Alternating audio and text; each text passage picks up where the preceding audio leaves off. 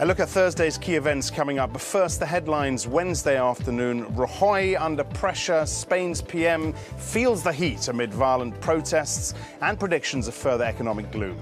Spain, the focus of a sell-off, shares slump and 10-year yields rise back to 6% as doubts about Madrid's commitment to reform grow.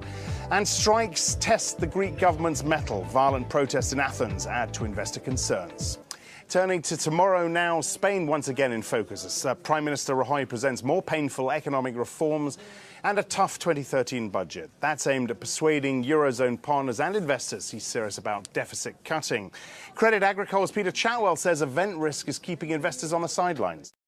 Investors are really cautious because of the amount of event risk there is this week. You know, we've got the budget, we've got the probably month-end review of Spain's rating from Moody's.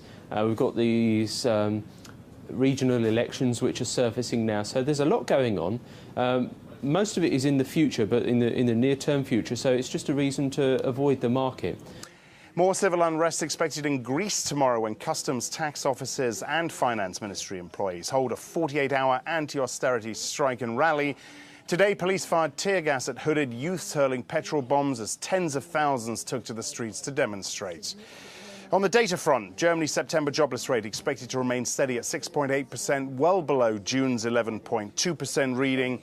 Any change to the UK's final Q2 GDP number will be closely analysed. Remember, the previous reading came in as a contraction of 0.5%. And Eurozone sentiment data also due. Most readings expected to deteriorate even further.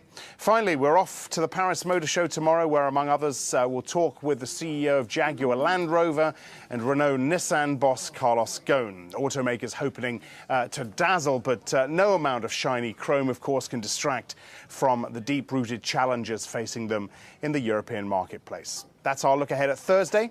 I'm Axel Threlfall. This is Reuters.